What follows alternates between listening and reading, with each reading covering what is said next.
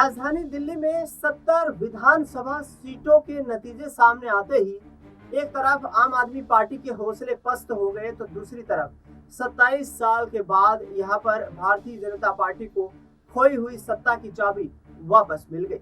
दरअसल भारतीय जनता पार्टी ने इस पूरे चुनाव के दौरान आम आदमी पार्टी को जमीनी स्तर पर जुड़े हुए मुद्दों पर घेरने का प्रयत्न किया। दरअसल अरविंद केजरीवाल ने जिस तरीके से दिल्ली की सत्ता पर पिछले 11 सालों में जो अपनी मजबूत पकड़ बनाई हुई थी, वो मजबूत पकड़ भी यहाँ पर कमजोर होती हुई नजर आई, क्योंकि बीजेपी ने जबरदस्त तरीके से घेराबंदी करते हुए, सोशल इंजीनियरिंग करते हुए फूक फूक कर कदम रखा और दिल्ली की सत्ता पर कब्जा कर लिया। लिहाजा अब बड़ा सवाल ये है कि आखिरकार भारतीय जनता पार्टी की तरफ से मुख्यमंत्री का चेहरा कौन है। चर्चा दो लोगों की थी, लेकिन दूसरे व्यक्ति जो है वो चुनाव हार गए। मैं चर्चा कर रहा हूं परवेश वर्मा और रमेश बिधूड़ी के नाम पर। रमेश बिधूड़ी कालकाजी विधानसभा सीट से चुनाव लड़ रहे थे, वो चुनाव हार चुके हैं, सीएम की रेस से भी बाहर दिखाई दे रहे हैं। अब परवेश वर्मा की बात करते हैं। परवेश वर्मा ने नई दिल्ली विधानसभा सीट से चुनाव लड़ते हुए एक बड़े मार्जिन से तो नहीं, लेकिन मुख्यमंत्री को 3 बार के मुख्यमंत्री को नई दिल्ली विधानसभा सीट से हराया है और उन मुख्यमंत्री का नाम था अरविंद केजरीवाल। अरविंद केजरीवाल को हराने के बाद सबकी नजरें यहाँ पर परवेश वर्मा पर टिकी हुई है।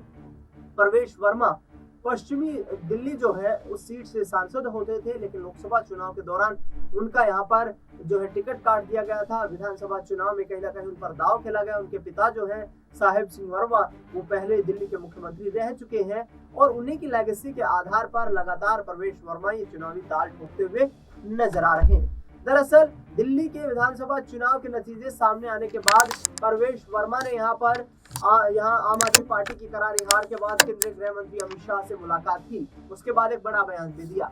परवेश वर्मा ने कहा कि भारतीय जनता पार्टी में मैं ये भी नहीं, मेरे पास इतनी ताकत भी नहीं है कि मैं खुद की सीट के लिए दावा ठोक सकूं, यानी कि मैं अपनी टिकट भी फाइनल नहीं कर सकता। मुख्यमंत्री का जो चेहरा होगा उसको हाईकमान या फिर पार्लियामेंट्री बोर्ड की कमेटी जो है वो निर्धारित करेगी कि किसे मुख्यमंत्री बनाया जाए। हालांकि पहले नंबर पर परवेश वर्मा ही इस पूरे चुनावी महासमर में सबसे आगे दिखाई दे रहे हैं। सीएम कुर्सी के लिए फेवरेट के रूप में देखे जा रहे हैं। दूसरी तरफ चर्चा करें यहाँ पर तो बांसुरी स्वराज का नाम सामने आता है। बांसुरी स्वराज नई दिल्ली लोकसभा सीट से सांसद है और कहीं ना कहीं इस पूरे दिल्ली विधानसभा चुनाव में उनकी मजबूती के साथ सक्रियता देखने को मिली। दरअसल ये सक्रियता क्या अब उन्हें आगे आने वाले वक्त में मुख्यमंत्री की कुर्सी तक पहुंचाती है, क्योंकि उनकी माता सुश्री स्वर्गीय जिस तरीके से सुषमा स्वराज का नाम सामने आता है, वो पहले ही बड़े कद्दावर पदों पर, बड़े कद्दावर नेताओं में भारतीय जनता पार्टी में शामिल रह चुकी है। ऐसे में बांसुरी स्वराज को लेकर चर्चा तेज हो चुकी है। स्मृति ईरानी का नाम भी सामने आ रहा है।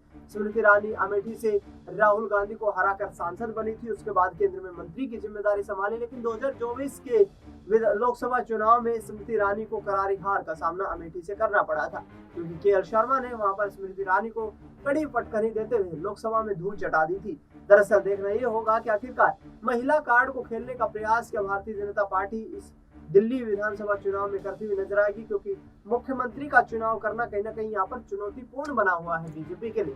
कैलाश गहलोत का नाम भी शामिल है, क्योंकि कैलाश गहलोत कुछ दिनों पहले ही आम आदमी पार्टी को छोड़कर भारतीय जनता पार्टी में शामिल हो गए थे। कैलाश गहलोत का ये मानना है कि दिल्ली में अरविंद केजरीवाल उन तमाम वादों को पूरा नहीं कर पाए जिन वादों और संकल्पों के आधार पर वह दिल्ली की राजनीति में, दिल्ली की राजगद्दी पर बैठे थे। ऐसे में वो भी बिजवासन विधानसभा सीट से जीत दर्ज कर चुके हैं और मुख्यमंत्री की फेवरेट्स की लिस्ट में उनका नाम भी शामिल है। लेकिन बड़ा सवाल यही है कि आखिरकार बीजेपी बनाएगी किसे, क्योंकि कहीं ना कहीं बड़े चेहरों की यहाँ पर सक्रियता को देखते हुए ये माना जा रहा है कि आने वाला वक्त यहाँ पर बीजेपी के लिए चुनौतीपूर्ण हो सकता है। बड़े बड़े कद्दावर चेहरों को हराकर भारतीय जनता पार्टी ने आम आदमी पार्टी की सत्ता को राजधानी दिल्ली से बेदखल कर दिया है और अब अरविंद केजरीवाल इस हार के बाद क्या कुछ कहते हुए नजर आ रहे हैं, सुनिए जरा। नमस्कार। आज दिल्ली के चुनाव के नतीजे आए हैं और जनता का जो भी निर्णय है, जनता का जो भी फैसला है, उसे हम पूरी विनम्रता के साथ स्वीकार करते हैं। जनता का निर्णय सर माथे पर। मैं भारतीय जनता पार्टी को इस जीत के लिए बहुत बहुत बधाई देता हूं और मैं उम्मीद करता हूं कि जिस उम्मीद के साथ और जिस आशा के साथ लोगों ने उनको बहुमत दिया है वो उन सभी उम्मीदों और आशाओं पे पूरा उतरेंगे। हमने पिछले 10 साल में जनता ने जो मौका दिया हमें, उन 10 सालों में हमने बहुत सारे काम किए। शिक्षा के क्षेत्र में, स्वास्थ्य के क्षेत्र में, पानी के क्षेत्र में, बिजली के क्षेत्र में और भी अलग अलग तरीके से लोगों को राहत पहुंचाने की कोशिश की उनकी ज़िंदगी में, और दिल्ली के इंफ्रास्ट्रक्चर को भी हमने सुधारने की कोशिश की।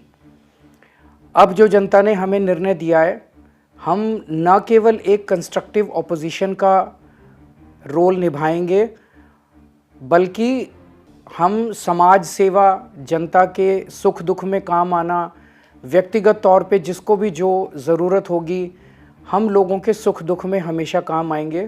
क्योंकि हम राजनीति में कोई सत्ता के लिए नहीं आए, हम राजनीति को एक ज़रिया मानते हैं जिसके ज़रिए जनता की सेवा की जा सके, जिसके ज़रिए लोगों के सुख दुख में काम आया जा सके। वो काम हम करते रहेंगे और हमें आगे भी इसी तरह से जनता के सुख दुख में काम आना है। मैं आम आदमी पार्टी के सभी कार्यकर्ताओं को बहुत बहुत बधाई देना चाहता हूं। वो बहुत शानदार चुनाव लड़े, बहुत मेहनत की, उन्होंने बहुत कुछ सहा इस पूरे चुनाव के दौरान। उन्होंने बहुत शानदार चुनाव लड़ा, इसके लिए मैं उन सबको, सभी कार्यकर्ताओं को बहुत बहुत बधाई देना चाहता हूँ। नमस्कार। तो सुना आपने अरविंद केजरीवाल को, जो कहीं ना कहीं इस बात का संकेत दे रहे हैं कि राजधानी दिल्ली में उनके लिए जो चुनावी माहौल था वो अनुकूल था, लेकिन भारतीय जनता पार्टी ने मजबूती के साथ केंद्र में सत्ता होने के चलते दिल्ली के लोगों को बरगलाया है। उनका साफ ये आरोप है कि बीजेपी केंद्र के लेवल पर वो काम नहीं कर पाए, तो आखिरकार दिल्ली के लेवल पर यानी कि राज्य के लेवल पर किस तरीके से काम करेगी। लेकिन देखना बेहद दिलचस्प रहेगा कि आखिरकार अब अरविंद केजरीवाल की आगामी वक्त की राजनीतिक रणनीति क्या रहने वाली है, क्योंकि अरविंद केजरीवाल के लिए चुनौतीपूर्ण वक्त आ चुका है। दरअसल राजनीतिक जानकारों की माने तो यहाँ पर दिल्ली में विधानसभा चुनाव में आम आदमी पार्टी को हार का सामना इसलिए करना पड़ा कि कांग्रेस पार्टी के साथ उनका गठबंधन नहीं हुआ। करीब 12 ऐसी सीटें हैं जहां पर आम आदमी पार्टी जितने वोटों से हारी, उतने ही वोट कांग्रेस पार्टी या उससे अधिक वोट कांग्रेस पार्टी अपने खाते में डालने में कामयाब हुई, जिसका नतीजा ये हुआ कि राजधानी दिल्ली में आम आदमी पार्टी ने कहीं ना कहीं हरियाणा विधानसभा चुनाव का यहाँ पर भुगतान अपनी सरकार को गंवा कर दिया है। दिल्ली में फ्री बीज को लेकर के जिस तरीके से भारतीय जनता पार्टी ने अरविंद केजरीवाल को निशाना बनाया, उस पर पलटवार करते हुए कहा कि मैं अब उम्मीद करता हूं, अरविंद केजरीवाल ने कहा कि कितनी जल्दी भारतीय जनता पार्टी जो चुनावी वादे करके आई है उनको पूरा करने का काम करेगी, क्योंकि जगह जगह पर जिस तरीके से ये कहना है यहाँ पर अरविंद केजरीवाल का कि एमसीडी का लेकर के जो सवाल खड़े हो रहे थे, उसमें भी यहाँ पर कहीं ना कहीं अड़चने केंद्र सरकार और एलजी के द्वारा यहाँ पर सरकार के सामने पेश की गई। ऐसे में देखना दिलचस्प ये रहेगा कि अरविंद केजरीवाल के लिए अब आने वाला वक्त जो है काफी चुनौतीपूर्ण होने वाला है, और नेता प्रतिपक्ष की जिम्मेदारी किसे दी जाएगी ये भी एक महत्वपूर्ण सवाल है, क्योंकि आतिशी सिंह सबसे बड़ा चेहरा आम आदमी पार्टी के लिए वो बची है जिन्होंने इस चुनाव में जीत दर्ज करी है। बाकी तमाम वो चेहरे इस चुनाव में धराशायी हो गए जिनके दम पर अरविंद केजरीवाल चौथी बार दिल्ली में जीत का चौका लगाने के लिए यहाँ पर सपने देख रहे थे। फिलहाल इस खास कार्यक्रम में इतना ही। देश दुनिया से जुड़ी तमाम बड़ी खबरों के लिए आप देखते रहिए SPN 9।